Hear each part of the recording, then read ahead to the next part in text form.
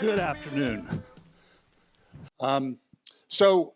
We come at this from a couple different perspectives. This is going to be a conversation about how we're thinking about something that's sure to be game-changing in our industry. There's a lot of people in this audience that know more about AI than I do, not so much this smart guy next to me. I come at this from a perspective of having seen technologies come and go in our industry, and sort of how that's going to possibly affect us differently this time around. So let's jump in.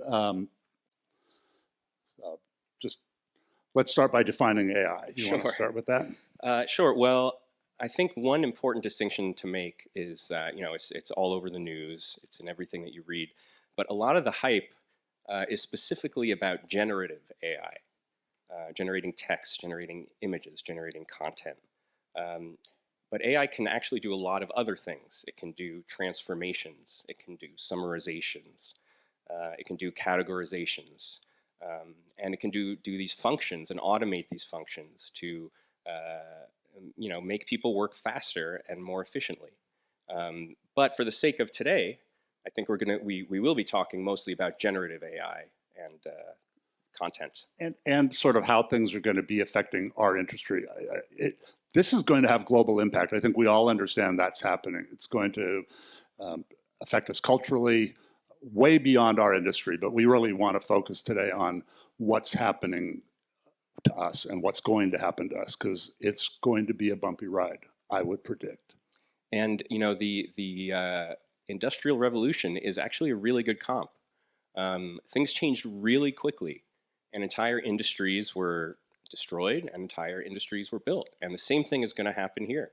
But one of the interesting differences is that in the Industrial Revolution, a lot of jobs that were physical and that involved manual labor were automated. And now it's actually the physical jobs and the manual jobs that are the most safe from AI disruption. And some of the creative jobs, writing and illustration and art, are the ones that are most vulnerable at this moment. The other thing that's different this time around is, if you looked at the technology curve of those other things that were introduced, it looked something like this. The technology curve on this is going to look like this. So what you've seen happen in the last 2 years is probably just the beginning of something that's going to move very, very quickly. So people kind of fall into two camps about this. Some people find this exciting and ripe with opportunity. That's Michael. And some people are not so sure. That's me. But we both agree that whether you like this or not, it is going to happen. There are too many forces at work that say this revolution is happening. It's going to happen to us. So we really need to understand it and then decide how we individually and as our own companies are going to deal with this. And it is very controversial, and a lot of people react very strongly to it. But I want to make the point that technology is agnostic. It is neither inherently good or inherently evil. It is human beings that are good and evil. And just like any other piece of technology, they will harness AI for the purposes of good and for evil. And the best thing that we can do is prepare ourselves by really understanding the technology and how to use it so that we can use it responsibly. I have a slightly different point of view about that. I think we are creating powerful systems that have the ability to affect things that will have unintended consequences we can't always foresee. I am not of the mind that these are going to turn into sentient machines that are going to kill us all. That doesn't mean I don't think we're going to get killed by all of this stuff, but I think it will be because of systems interacting with each other, doing things we didn't expect them to do. And I also think our ability to manage this as a civilization, we are woefully unprepared for this. And if you don't believe me, look at social media and how that has impacted our civilization. In my mind, not necessarily all for the better. I don't have a lot of faith in our corporate culture to say we're going to put the right guide rails on this, because I think there's too much profit motivation to stop some very powerful things that will be out of control. And the unintended consequences, like we're seeing with social media, you talked about digital addiction and things like that, which I think we're continuing to understand the impact of all of that. I think that's just exponentially less than we're going to see happening in this new revolution. It's going to be really seismic. So today, but we're going to focus on how this is going to impact our industry, what some of the issues are, and what it might mean in our future. And new use cases are being found all the time, and we're in that era of infancy for this tool, where we're still figuring out what it is and what it can do. And imagine what it can do for healthcare. Imagine what it can do for military and defense. You can't imagine, because that's not your area of expertise. And the use cases that you'll find will be for your own workflows and the knowledge and the industry that you've chosen. That's how our minds naturally work. But so the question is, how do you use this tool to enhance your day-to-day career and your discipline? So we've said already, this is going to happen very, very fast. At THG, we're being very careful about how we move into this, but we are studying it as heavily as we can, because this is not just going to affect how we do illustration or how we might write scripts. This is going to affect the very processes that we do. We think this is going to revolutionize architecture. I predict within 2 years, the whole process of creating architectural working drawings is going to change completely, because we'll be able to give a model to a system and it will produce refined drawings. Now, in all of this, the outcome is really dependent on having a good editor that's looking at quality control, whether it's looking at written content. I don't care who writes the material, somebody has to say this is good or this is bad. The machine's going to be just as capable of writing bad material as good material. And we can debate the ethics of that, and we'll get to that in a second. The same is true with illustration and images. You can create images, but is it the right image for the purpose we're solving? And that's what we as designers are really responsible to do. We all know it's more than just coming up with a great idea to be successful in our industry. You have to come up with the right idea to solve the problem and the audience you're designing for. And that's not something that any of these systems are going to do in the near future anyway.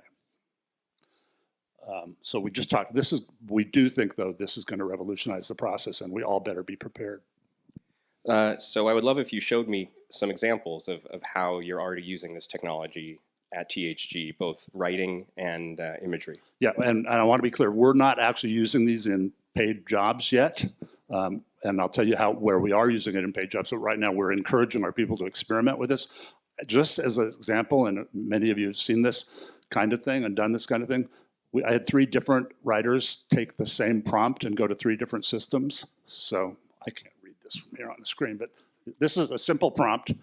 In 250 words, with the storyline of a theme park ride, write the storyline of a theme park ride in the world of imagination. It should have an unlikely hero, an animal friend of the hero, and a formidable villain in a visually rich and evocative mythical place. That's pretty vague. But in minutes, we got 3 different feedbacks. And what's remarkable about this is it creates its own world. The names of the characters that it creates out of whole cloth are appropriate to that world, and there is dramatic structure of beginning, middle, and end. It's a little bit heart-stopping when you start thinking about it, and this is just the tip of the iceberg.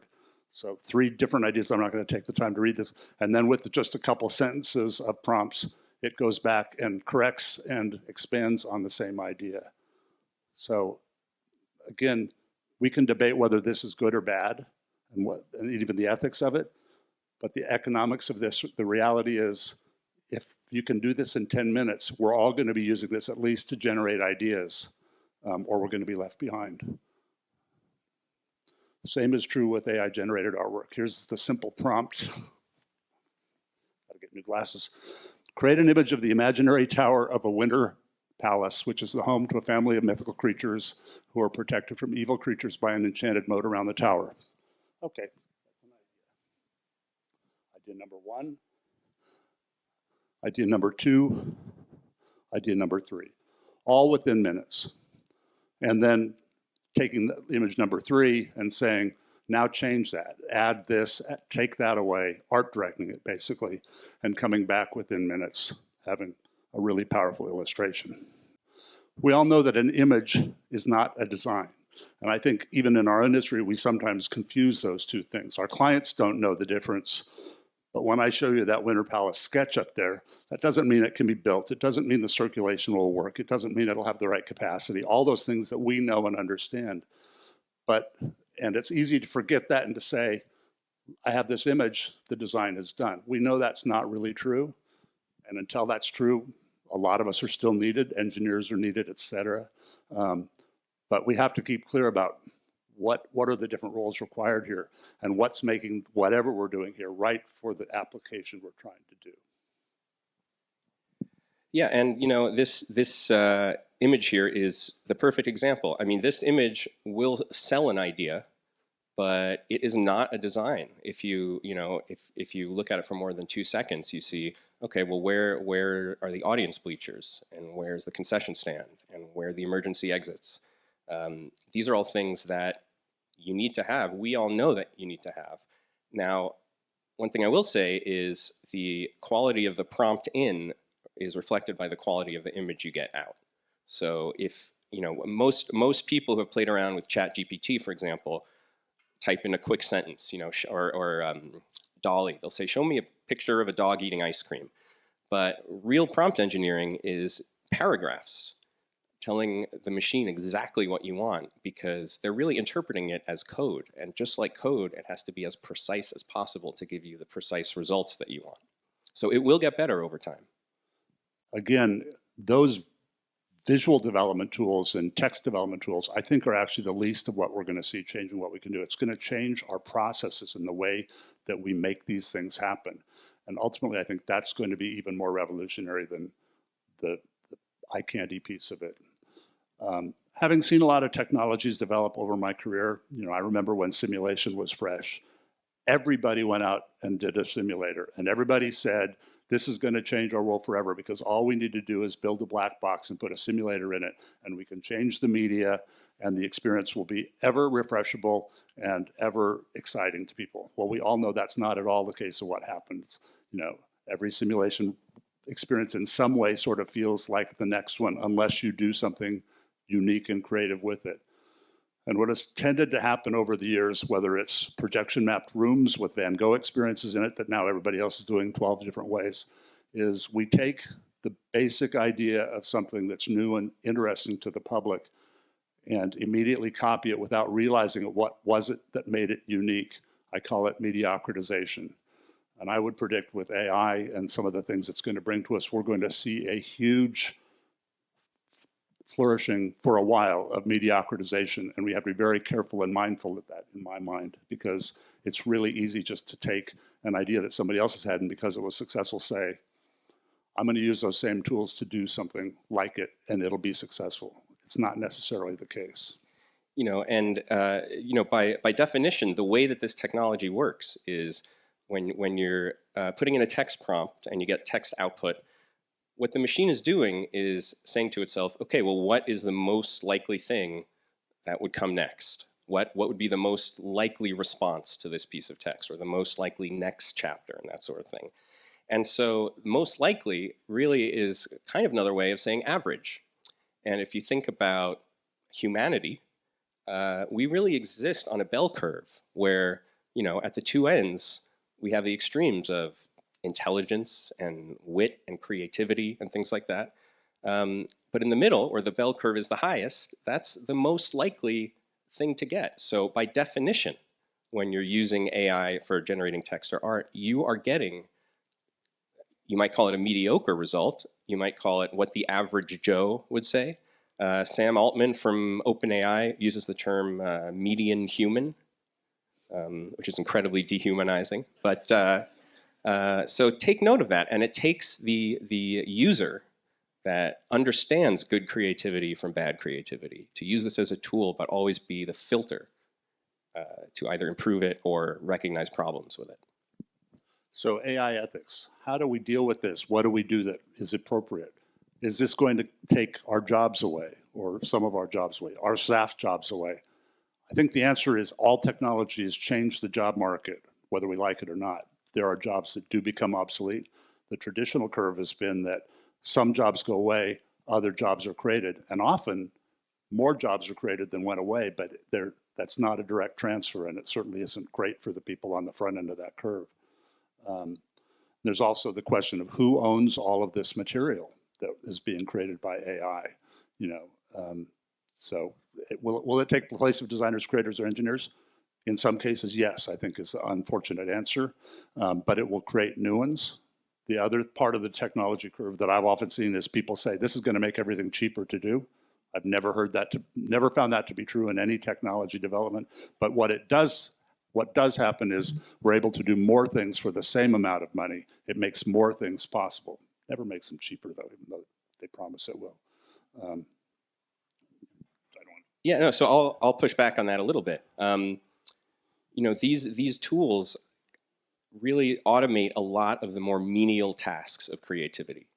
And if you're running a business, it's all about numbers. And if you have a certain amount of work that needs to be done, and now one person can do the work of 10 people, do you need those other 9 people anymore?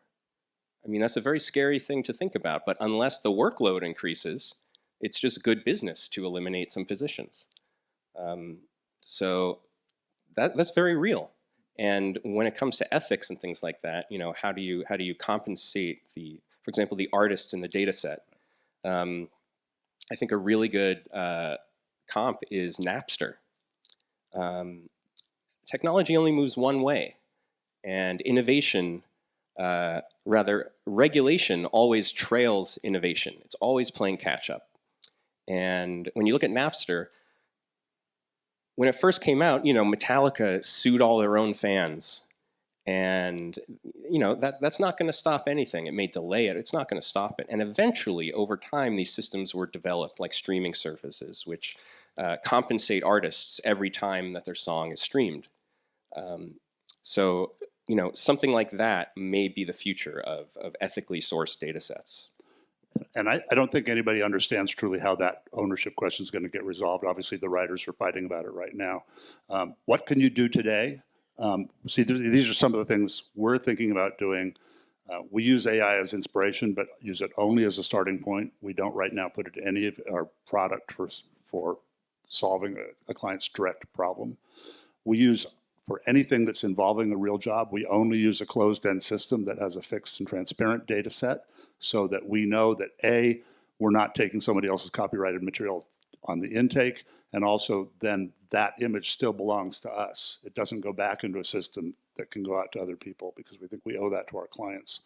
I would also say if you are nervous about this, we can all sit and bitch to each other that this is going to be the end of the world, but if you really want to make a difference in this, say something to somebody that matters and can do something about it. You should write to your government your representatives and tell them what you think should happen, or that you at least are concerned about this. Because this is a horse that is going to be way out of the barn before anybody knows it. I'm going fast because we're going to run out of time here. But there are no doubt thrilling possibilities coming up here, and Michael's got one he's going to talk about here. Yeah, so one of the things that's going to happen is the democratization of content creation. What do I mean by that? Well, when you look at what's happening in Hollywood, the Screen Actors Guild, the Writers Guild, they're all very afraid. And it's true, AI can be used to write screenplays, entire screenplays, and it can be used to create, performing actors based on somebody's likeness. And those are very real concerns.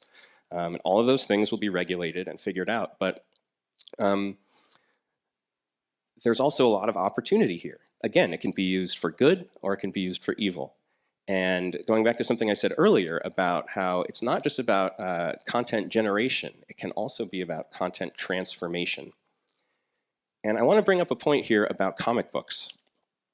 I've been reading comic books since I was a kid, and one of the things I love about the medium is that it costs just as much to draw a page of a comic book that's set in a convenience store as it costs to draw a page that's a space war, on a distant planet.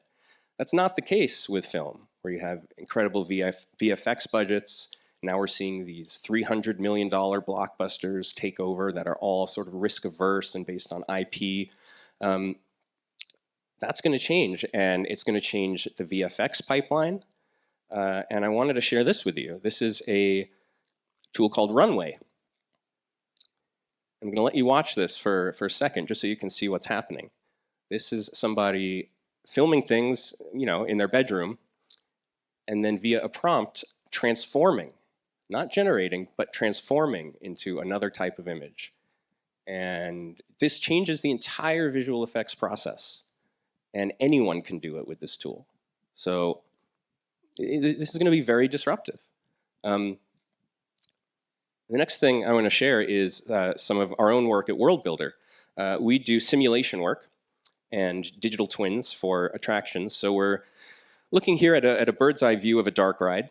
And the story of the ride, it's not that important, but basically you're riding through a sound stage where a sitcom is being filmed, like a 90s sitcom.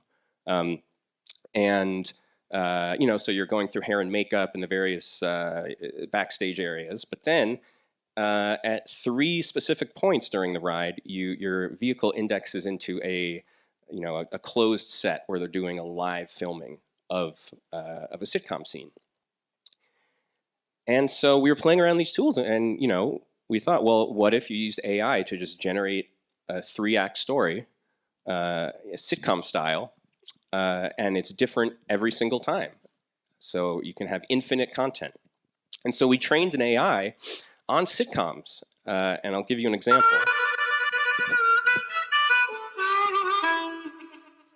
Here, read this. What is it, a Valentine, or are they going to hold you back a year?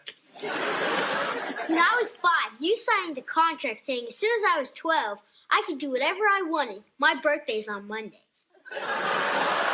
Oh, this is so cute. I didn't even know you saved this. I've been waiting. Well, it's all here, DJ, so I guess starting Monday, you're free. It's been great being your mom. Yes. Oh, wait, DJ. Well, you forgot to get this notarized. So that's what we're trying to replicate. And again, we're not trying to create something that's better.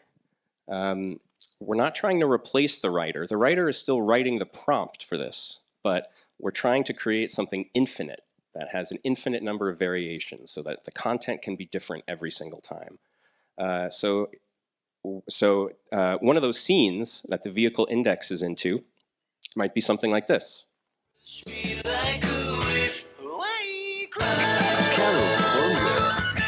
Actors on mark and action. Hey, mister, shouldn't you be doing your laundry before you go off and make another mess? I found a treasure map, Mom. If we get rich, we can buy new clothes and never do laundry again. Let me guess. You got that from the same guy that gave you the wax that makes surfboards fly. I found it in the sand. It says, "Follow me to a treasure that makes your dreams come true. Hopefully not the dreams where I'm chased by rabbits and all my teeth fall out." Maybe we should find you a map to a mental hospital. You'd be crazy too with parents like mine. So that dialogue was written by a computer. The prompt was written by a human. The dialogue was said. We use text-to-speech, and those are synthetic voices. Those are not human voices. And text-to-speech is getting really good. And then instead of generation, we're using categorization, saying, okay, for this line of dialogue, what is the most appropriate body animation that corresponds? What is the most appropriate tone of voice? What is the most appropriate facial expression? And when we do that, we're actually able to animate the entire figure to match the intent of the line of dialogue. But all of it was generated by artificial intelligence. And it would be different for the next vehicle that comes through and the next vehicle that comes through. And that's the future. That's where these things are going. So this technology is here today. Technology is here that would do much more than this today. It would generate real-time environments based on the common prompts from a group of people that don't even understand what they share in common. It'll sort that out, create an environment, create a whole dark ride plot synthesis. One of those examples I had, we literally said, turn this into a dark ride, and it broke it down scene by scene. It knew what a dark ride was, et cetera. A little heart-stopping in my mind. But that technology is here today. The economics won't catch up for a long time, but this is coming. I guess we would both just say, fasten your seatbelts. it's going to be a bumpy ride.